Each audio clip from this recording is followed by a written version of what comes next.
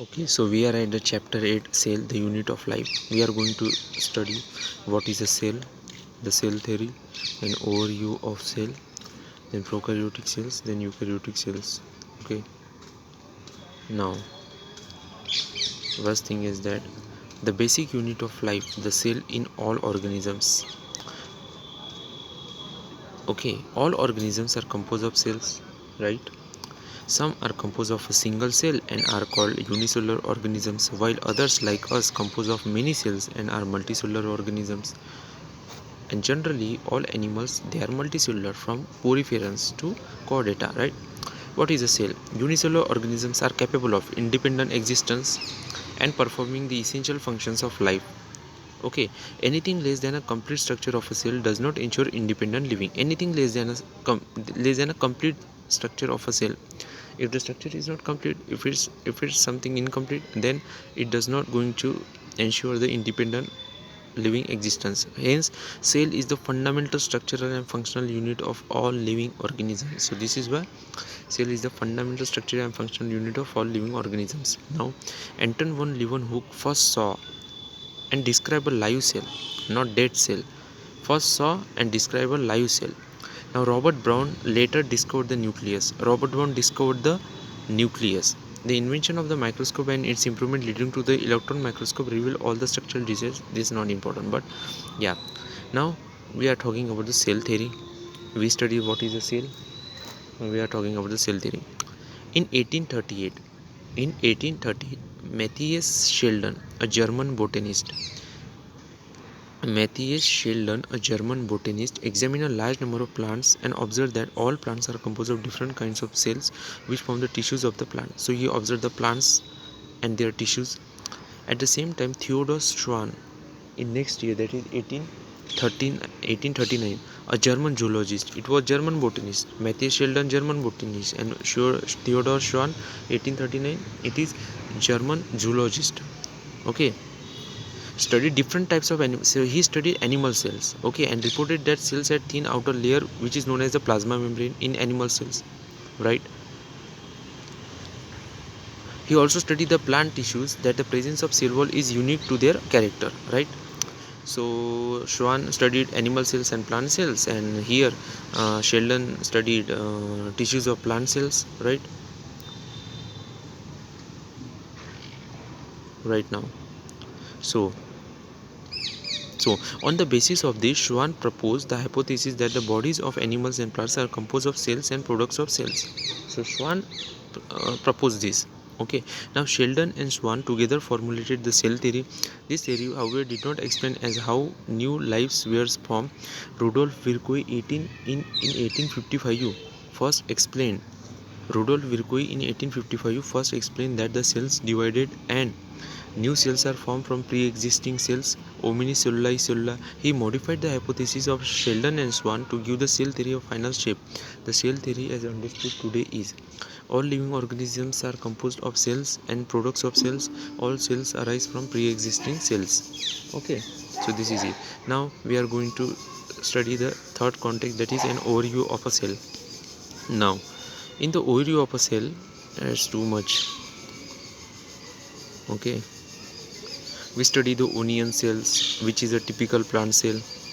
That has a distinct cell wall as its outer boundary, and just within it is a cell membrane. We study the human chick cells, that shows the outer membrane as a delimiting structure of the cell. Inside each cell is a dense membrane bound structure called nucleus. Now this nucleus contains the chromosomes which turn contain the genetic material, that is DNA. Okay, cells that have membrane bound nuclei are called eukaryotic, whereas cells that lack a membrane bound nucleus are prokaryotic. In both prokaryotic and eukaryotic cells, a semi-fluid matrix called cytoplasm occupies the volume of the cell. Okay, the cytoplasm is the main arena of cellular activities in both the plant and animal cells. Various chemical reactions occur in it to keep the cell in the living state. Okay, besides the nucleus, the eukaryotic cells have other membrane-bound distinct structures called organelles, like endoplasmic reticulum, the Golgi complex, lysosomes, mitochondria, microbiotes, and vacuoles. So these are all the organelles. right? These are all the organelles, membrane bound distinct structures called organelles, right? Now the prokaryotic cells lack such membrane bound organelles. Now ribosomes are non-membrane bound organelles found in all cells, both eukaryotic as well as prokaryotic. Within the cell, ribosomes are found. Within the cells, ribosomes are found not only in the cytoplasm but also within the two organelles, chloroplast in plants and mitochondria, and on rough endoplasmic reticulum. Okay, within the cell, ribosomes are found not only in the cytoplasm but also within the two organelles, that is chloroplast in plants and mitochondria, and on rough endoplasmic reticulum. So it's given like three things like chloroplast, mitochondria, and on rough endoplasmic reticulum. So you just remember it. Okay, in eukaryotic especially. Now animal cells contain another non-membrane bound organelles called centrosome, which helps in cell division, right? Now cells differ greatly in size, shape, and activities. For example, microplasmas, the smallest cells, are only 0.3 micrometer in length, while bacteria could be 3 to 5 micrometer, right? The largest isolated single cell is the egg of an ostrich. Ostrich can't. Among multicellular organisms, human red blood cells are about 7 micrometer in diameter, and nerve cells are some of the longest cells. Cells also vary greatly in their shape. They have the different types of shapes, and and according to their functions that vary. Okay. Now the RBCs are shown, that is red and that is round and biconcave. It's 7 micrometer in diameter. And white blood cells, that is amoeboid in nature. Then columnar epithelial cells, that is long and narrow, they have the nucleus at their bottom. Then nerve branch and long cell, trachid, a elongated cell, and mesophyll cells, that is round and oval. So diagram showing different shapes of the cells. Okay, in here as well I repeated again, mycoplasma, the smallest cells, 0.3 micrometer in length, while bacteria 3 to 5 micrometer in length. Okay, now prokaryotic cells. The prokaryotic cells are represented by bacteria, blue-green algae, mycoplasma, and PPLO, pleuronumina-like organisms. Okay, they are generally smaller and multiply. So they are generally smaller and multiply more rapidly than the eukaryotic cells. Okay, they also vary in shape and size. The four basic shapes of bacteria are bacillus, that is rod shape, coccus, that is spherical, vibrio, that is comma shaped, and spirillum, that is spiral. The organization of the prokaryotic cell is fundamentally similar, even though prokaryotes exhibit a wide variety of shapes and functions. Okay, the organization of prokaryotic cell is fundamentally similar as that of eukaryotic cells, right? Now, all prokaryotes have a cell wall surrounding the cell membrane except in mycoplasma. Okay, the semi-fluid matrix filling the cell is the cytoplasm. There is no well-defined nucleus. The genetic material is basically naked, not enveloped by a nuclear membrane. So, in addition to the genomic DNA, the single chromosome or circular DNA, chromosome or circular DNA. Many bacteria have small circular DNA outside the genomic DNA. Okay, have small circular DNA outside the genomic DNA. These smaller DNA are called the plasmids. The plasmid DNA conforms certain unique phenotypic character to such bacteria. One such character is resistant to antibiotics. Okay, now this plasmid DNA is used to monitor bacterial transformation with foreign DNA. Now, what's the purpose of this plasmid? This plasmid DNA is used to monitor bacterial transportation. It is used in the bacterial transportation with a foreign DNA, right? No organelles like no organelles like the ones in eukaryotes are found in prokaryotic cells except for ribosomes. So only ribosomes are present in the prokaryotes. Prokaryotes have something unique in the form of inclusions. Now a specialized differentiated form of cell membrane called mesosome is the characteristics of prokaryotes. They are essentially includings of cell membrane. So inclusions are also present, and they have the differentiated form of cell membrane called mesosomes. So now in here, like diagram showing comparison of eukaryotic cell with other organisms. Like, so a typical eukaryotic cell is 10 to 20 micrometer, as you can see this one, this structure.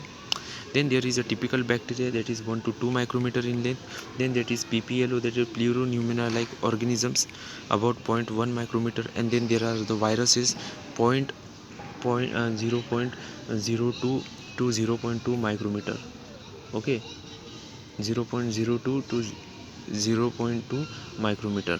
So these are the okay, so these are the sizes. Now cell envelope and its modification. Most prokaryotic cells, particularly the bacterial cells, have a chemically complex cell envelope. The cell envelope consists of a tightly bound three-layer structure. It is tightly bound.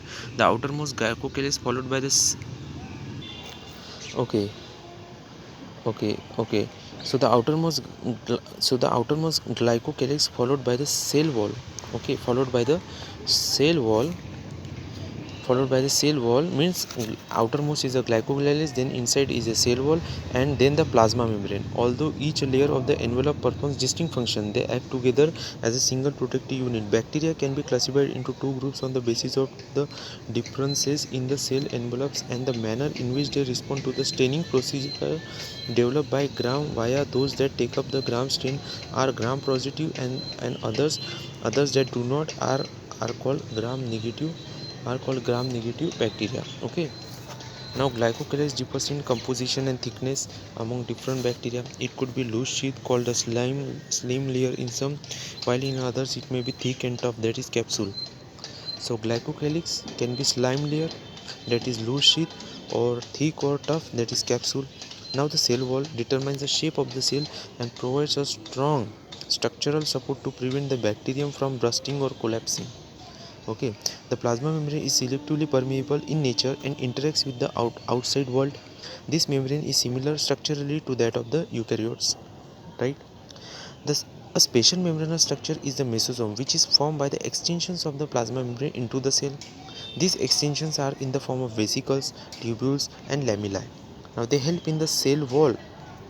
Now they help in the cell wall formation, DNA replication, and distribution to daughter cells. Okay. They also help in respiration secretion processes to increase the surface area of the plasma membrane enzymatic content. In some prokaryotes like cyanobacteria, there are other membrane extensions into the cytoplasm called chromatophores which contain the pigments. So in some prokaryotes like cyanobacteria, there are some other membranous extensions into the cytoplasm called chromatophores which contain pigments. Now bacterial cells may be motile or non-motile. If motile, they have thin filamentous extensions from their cell wall called flagella. Bacteria show a range in the number and arrangement of flagella. Okay, bacterial flagellum is composed of three parts, that is filament hook and basal body. The filament is the longest portion and extends from the cell surface to the outside. Besides flagella, pila and fimbria are also the surface structures of the bacteria, and they do not play a role in the motility. The pili are elongated tubular structures made up of special protein, and the fimbria are small bristle-like fibers sprouting out of the cell. In some bacteria, they are known to help to attach the bacteria to rocks in streams and also to host tissues. So there are flagella, there are pila, and there are pili, and there are fimbria. So three surface structures are present in the bacteria.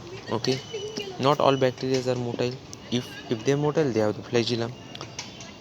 Okay, now the ribosomes and inclusion bodies. So ribosomes, these are the non-membrane bound organelles present in eukaryotes and prokaryotes. Now they are about 50 nanometer by 20 nanometer in size and made up of two subunits, that is 50S and 30S in the prokaryotes.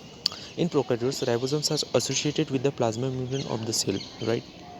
Now we okay 50S and 30S, which when present together form 70S prokaryotic ribosomes, right? So ribosomes are the site of the protein synthesis, right? So ribosomes are the site of the protein synthesis. Several ribosomes may attach to a single mRNA and form a chain called polyribosomes or polysomes, right? So several ribosomes may attach to a single mRNA and form a chain called polyribosomes or polysomes. The ribosomes of a polysome translate the mRNA into proteins. Okay, now the second thing is inclusion bodies. Reserve material in prokaryotic cells are stored in the cytoplasm in the form of inclusion bodies. Okay, so what they do, inclusion bodies, they store the reserve material in prokaryotic cells are stored in the cytoplasm in the form of inclusion bodies. Now these are not bound by any membrane system, they lie free in the cytoplasm. Example, phosphate granules, cyanophycin granules, and glycogen granules. Okay, now gas vacuoles are found in blue, green, and purple and green photosynthetic bacteria. So these are the gas vacuoles are found in blue, green, purple, and green photosynthetic bacteria. And inclusion bodies, they store the reserve material in prokaryotic cells. Okay.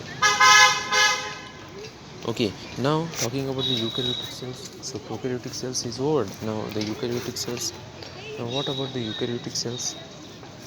Okay, the eukaryotes include all the protists, plants, animals, and fungi. In eukaryotic cells, there is an extensive compartmentalization of cytoplasm through the presence of membrane-bound organelles. Okay, through the presence of membrane-bound organelles. Now, eukaryotic cells possess an organized nucleus with a nuclear envelope. Okay. In addition, eukaryotic cells have a variety of complex locomotory and cytoskeletal structures. Their genetic material is organized into chromosomes. Now, all now now now all eukaryotic cells are not identical. Now, now, now, not now. All eukaryotic cells are not identical. Plant and animal cells are different, as the former possess cell walls, plastid, and a large central vacuole, which are absent in animals. So, plant cell. This is very important. Like plant cells possess cell walls, plastids, and a large central vacuole. Remember that it's not found in the animal cells. Okay. On the other hand, animal cells have centrioles, which are absent in almost all plant cells. Okay, in almost all plant cells. Okay, so these are the two types of cells, that is plant cells and animal cells. As you can see, first one is the plant cells and second one is the animal cells that does not have cell membrane, and first has a cell wall. You can see the plasmodesmata that connects the two different types of cells. Then there is smooth endoplasmic reticulum, lysosome, rough endoplasmic reticulum. These are nucleus, nucleolus, Golgi apparatus, nuclear envelope, plasma membrane, then vacuole. You can see the centrally large vacuole. Then there are plastids, middle lamella. You see the middle lamella. There are the cell wall. Okay, then mitochondria, ribosomes, chloroplast, cytoplasm, peroxisome, and microtubule. So all these are present in the plant cell. Now in animal cell, there is Golgi apparatus. There are microvilli at the surfaces. Then plasma membrane, centriole is present, peroxisome is also present, lysosome, ribosomes, mitochondrion, rough endoplasmic reticulum, cytoplasm, then nucleus, then nucleolus, nuclear envelope, then smooth endoplasmic reticulum. So all these are present right now. So talking about the cell membrane, so it is given by the Singer and Nicholson in 1972 fluid mosaic model. Okay, so we study the human red blood cells, that is RBCs. Okay, to study the structure of plasma membrane. Now now now now the cell membrane is mainly, it is not only, but it is mainly composed of lipids and proteins. So it is mainly composed of lipids and proteins. The major lipids are phospholipids that are arranged in a bilayer. Okay, also the lipids are arranged within the membrane with also the lipids are arranged within the membrane with the polar head towards the outer sides and the hydrophobic tails towards the inner part. You see, the major lipids are phospholipids that are arranged in a bilayer. Also, the lipids are arranged within the membrane with the polar head towards the outer sides and the hydrophobic tails towards the inner part.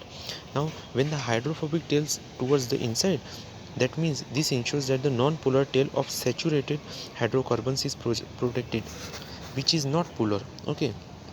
So non-polar tail of saturated hydrocarbons is protected from the aqueous environment. In addition to phospholipids, a membrane also contains the cholesterol. So in addition to the phospholipids, the membrane also contains the cholesterol, right? Now, but cell membranes also possess proteins and carbohydrates. So lipids and proteins, and also the carbohydrates. The ratio of proteins and lipids varies considerably in different cell types. In human beings, the membrane of the erythrocyte has approximately 52% of protein and 40% of lipids. Now, depending on the ease of extraction, membrane proteins can be classified as integral and peripheral. Peripheral proteins lie on the surface of the membrane, while the integral proteins are partially or totally buried in the membrane. So they are stuck in the membrane, right? Or peripheral proteins, they are just lie on the surface of the membrane, partially or totally buried in the membrane. Integral proteins, right now you can see, now you can see here it is the peripheral proteins lie on the surface, and then there is integral protein that partially or totally buried in the membrane. Then there is a phospholipid bilayer. You can see it is also the cholesterol showing, it is the sugar, that is carbohydrates are present. Okay, so this is the fluid mosaic model of the plasma membrane that we are studying right now. So an improved model of structure of cell membrane was proposed by Singer and Nicholson in 1972, widely accepted as fluid mosaic model. Okay, according to this, the quasi-fluid nature of lipid enables lateral movement of proteins within the overall lipid bilayer. Okay, this ability to move within the membrane is termed as its fluidity. Okay, the membrane has its fluidity, which is measured by the quasi-fluid nature of lipid, which enables them to move.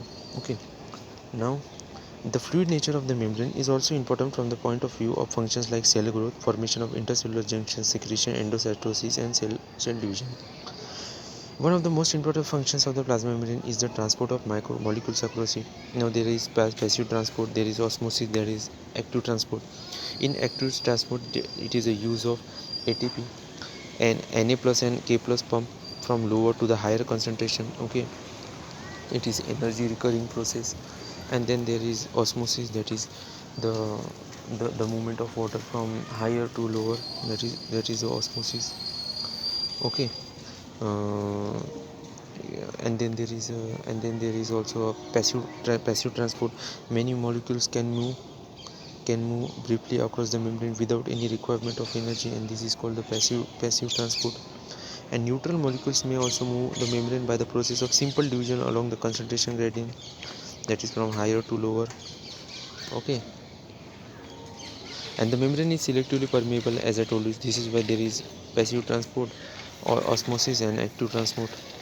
Now we are talking about the cell wall. What is the cell wall? It is non-living rigid structure called the cell wall that forms an outer covering for the plasma membrane of fungi, that is made up of chitin, and plants, that is made up of cellulose. The cell wall not only gives the shape to the cell and protects the cell from mechanical damage and infection as well, helps in the cell to cell interaction and provides barrier to undesirable macromolecules. Algae have cell wall made up of cellulose, galactans, mannans, and minerals like calcium carbonate, right? While in other plants it consists of cellulose, hemicellulose, pectins, and proteins, right? Right. Algae have cell wall made up of cellulose, galactans, mannans, and minerals like calcium carbonate, while in plants it consists of cellulose, hemicellulose, pectins, and proteins. So the cell wall of a young plant cell, the primary wall is capable of growth, which gradually diminishes as the cell matures, and the secondary wall is formed on the inner, that is towards the membrane side of the cell. Okay, and the second, just remember that the secondary walls growth secondary walls starts once the primary walls being gradually uh, matures. Okay, and they it diminish then towards the inner side of these, the secondary walls gets formed. Okay, towards inside, right? The middle lamella is a layer mainly of calcium pectate. It is a layer. It is made up of calcium pectate, which holds or glues the different neighboring cells together. The cell wall and middle lamella may be transferred by plasmodesmata, which connects the cytoplasm of neighboring cells, as I shown you in the diagram as well. Now the endomembrane system. While each of the membranous organelles is distinct in terms of its structure and function, many of these are considered together as an endomembrane system because their functions are coordinated. The endomembrane system include endoplasmic reticulum, Golgi complex, lysosome, and vacuoles. Since the function of the mitochondria, chloroplast, and peroxisomes are not coordinated with the above components, these are not considered as a part of the endomembrane system. Now, the endomembrane, the endoplasmic reticulum. Now, endoplasmic reticulum divides the intracellular space into the two distinct compartments, that is luminal inside ER and extraluminal, that is in the cytoplasm, that is outside compartment. The ER often shows ribosomes attached to their outer surface. The endoplasmic reticulum bearing ribosomes on their surface is called the rough endoplasmic reticulum. In the absence of ribosomes, they appear smooth and are called smooth endoplasmic reticulum. Endoplasmic reticulum is frequently observed in cells actively involved in the protein synthesis and secretion. So, rough endoplasmic involved in observed in cells actively involved in protein synthesis and secretions. They are extensive and continuous with the outer membrane of the nucleus. Right now, the smooth endoplasmic reticulum is the major site for the synthesis of the lipid.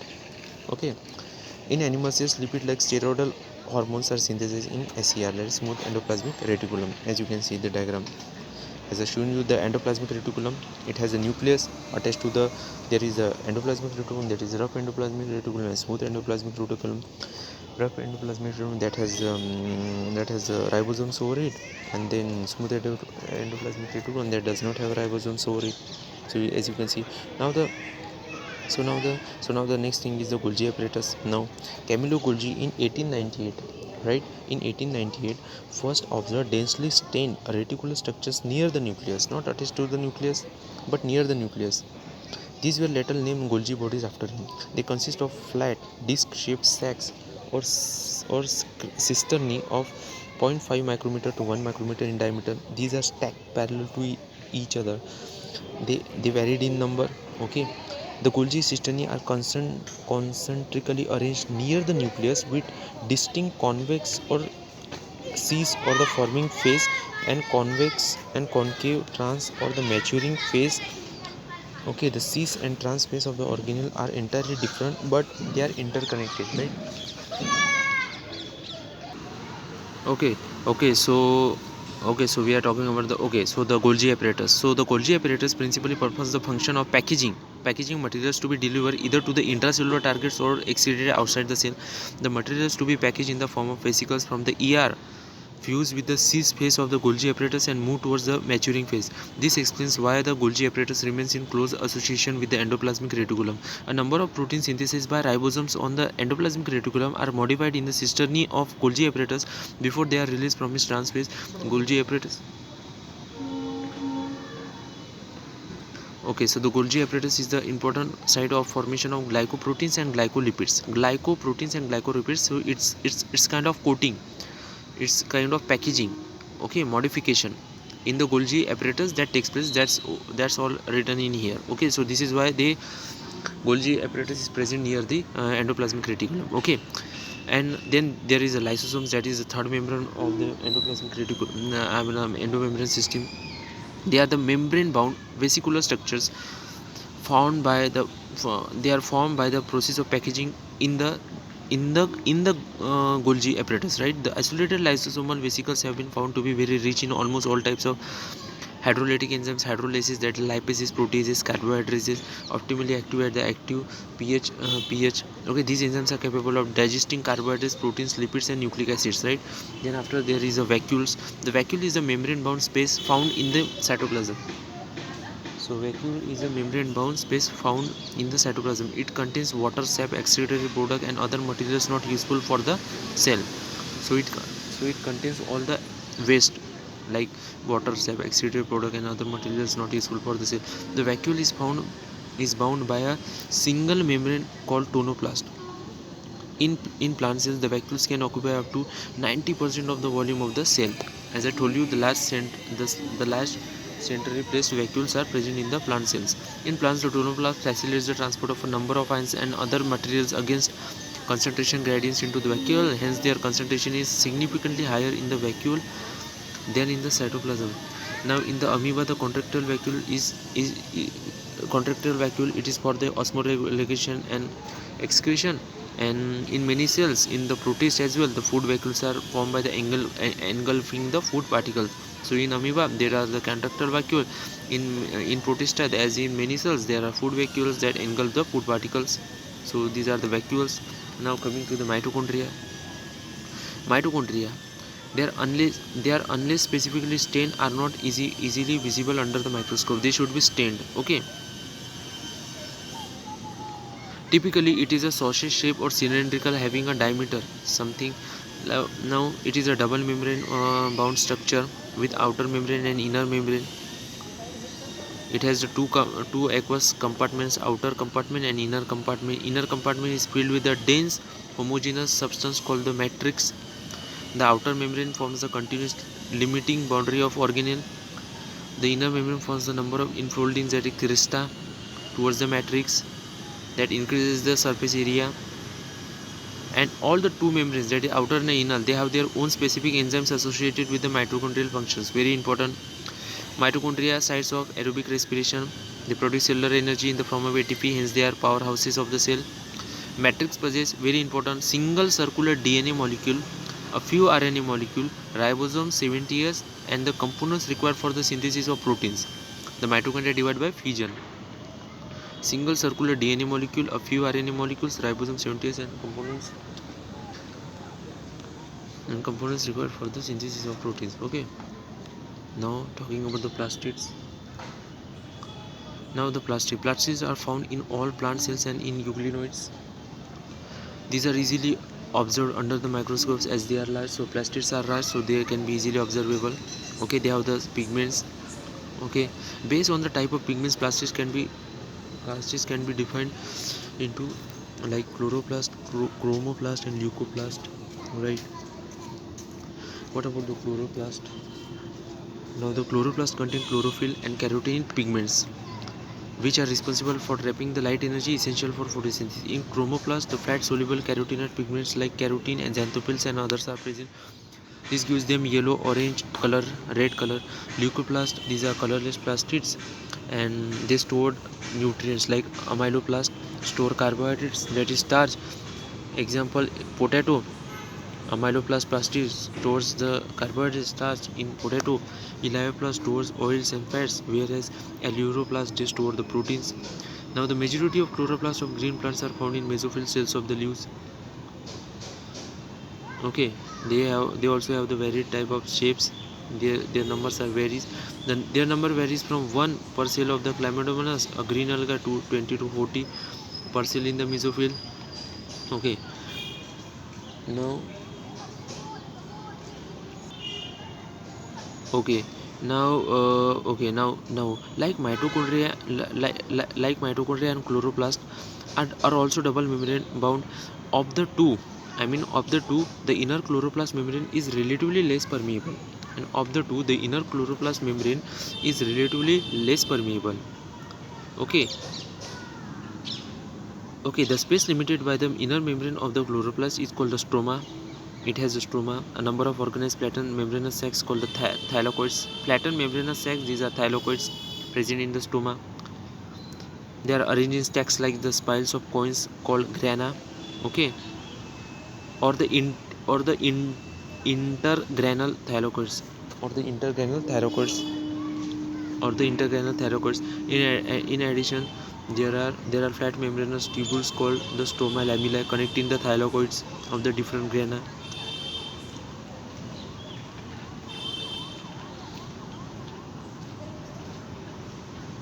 Now the membrane of the thylakoids encloses a space called a lumen. A stroma of chloroplast contains enzymes required for the synthesis of carbohydrates and proteins. Right. It also contains very important, small double standard circular DNA molecules and ribosomes. Right. The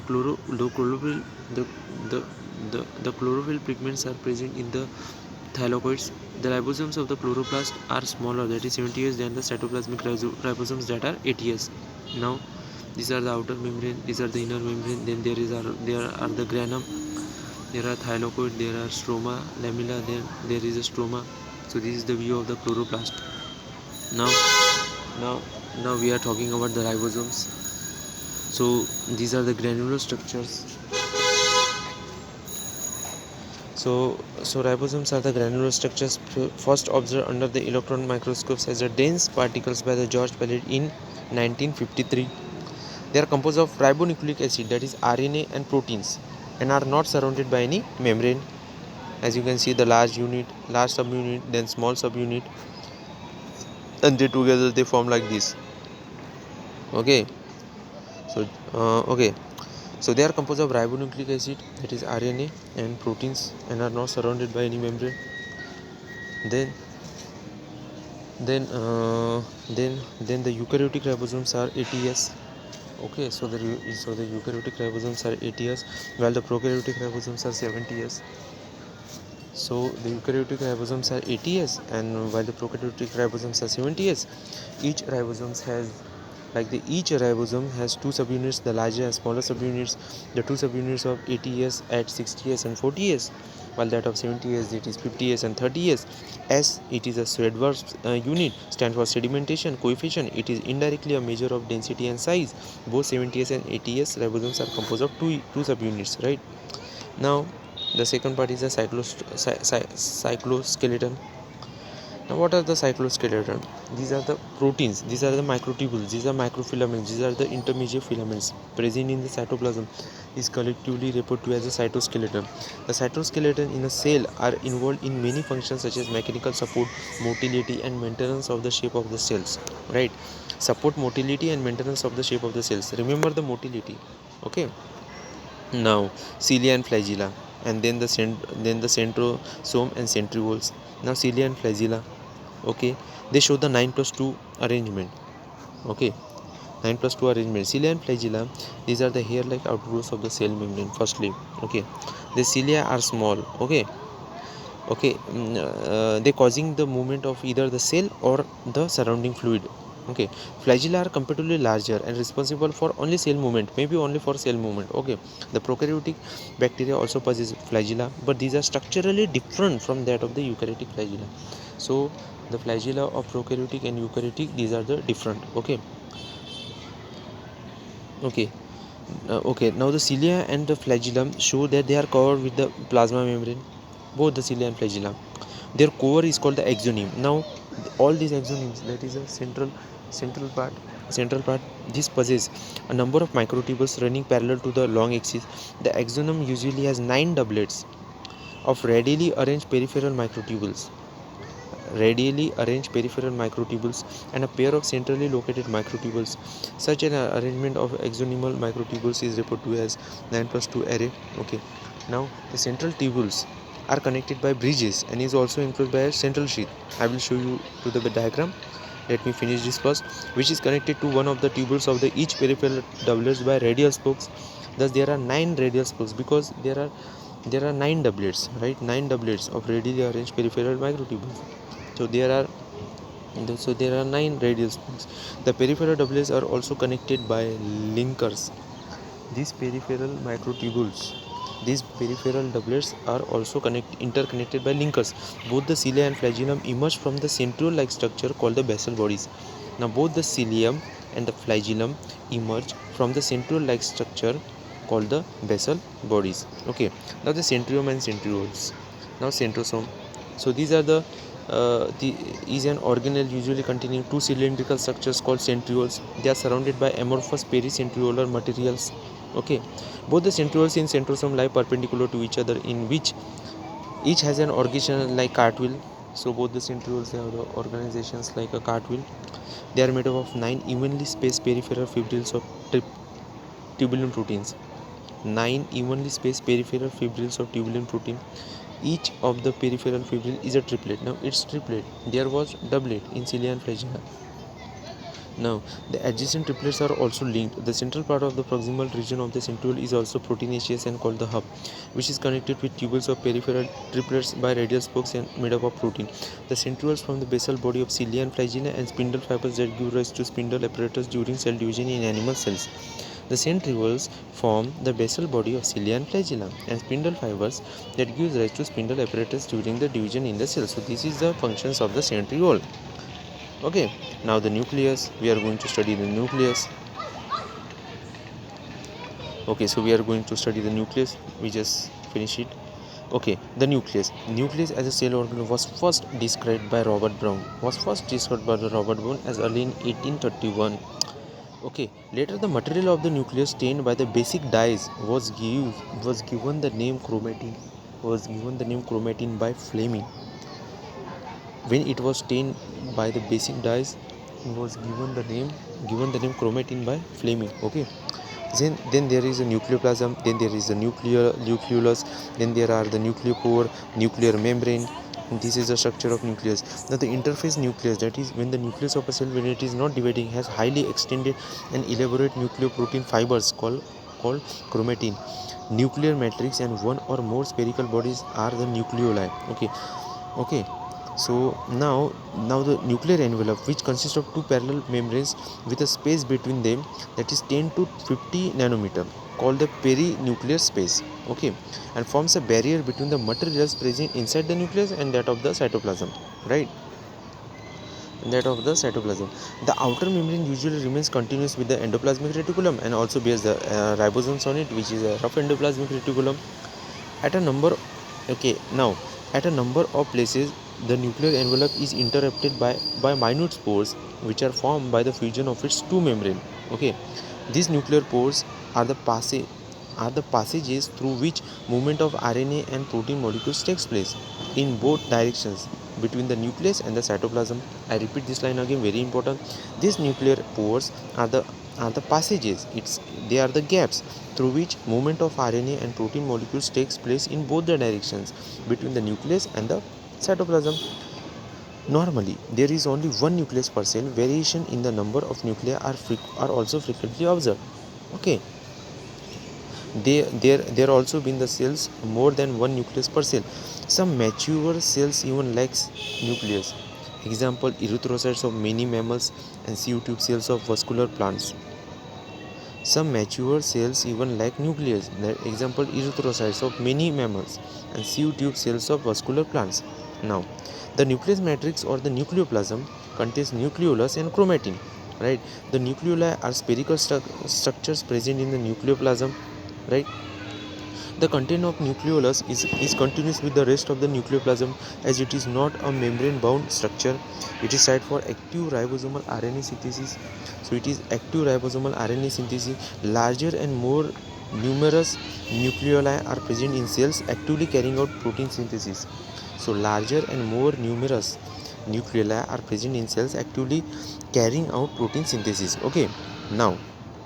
Now, nucleus has a loose and indistinct network of nucleoprotein fibers called chromatin, but during different stages of cell cycle, cells show different structure in the place of the nucleolus.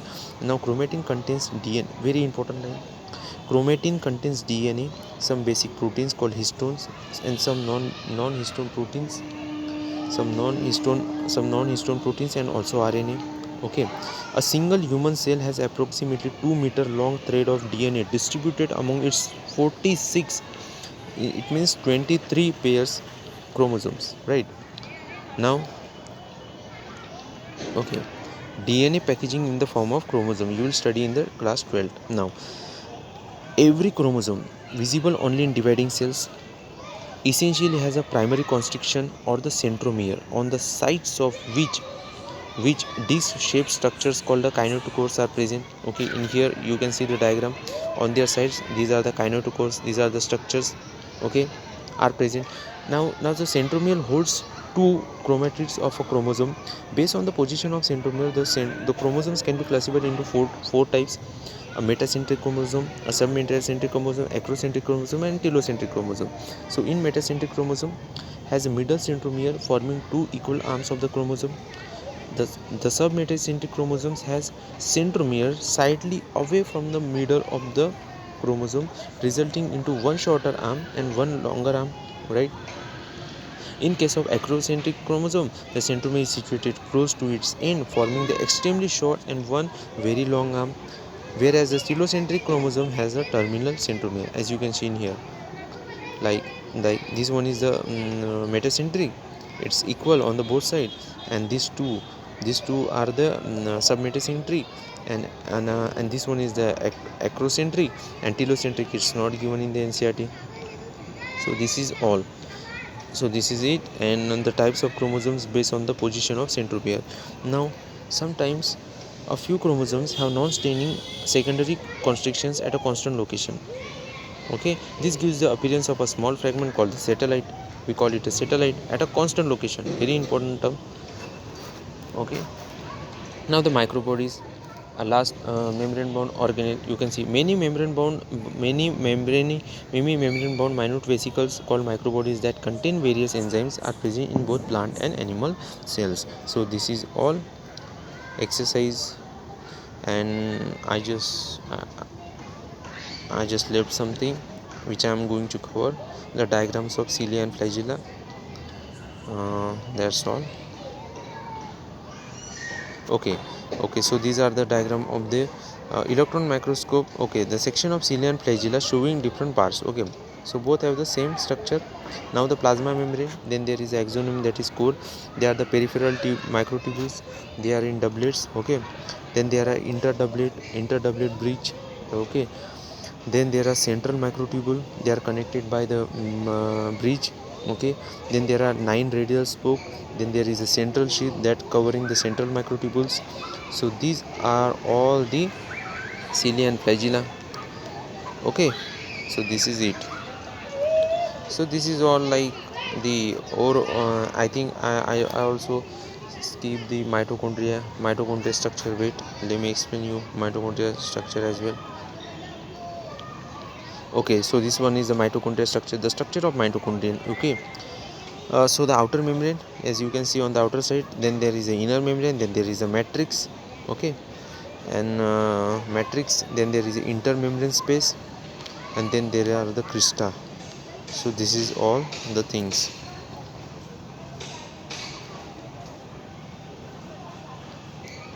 So this is it. Now the summary part is I will cover it, the exercise. So that's all.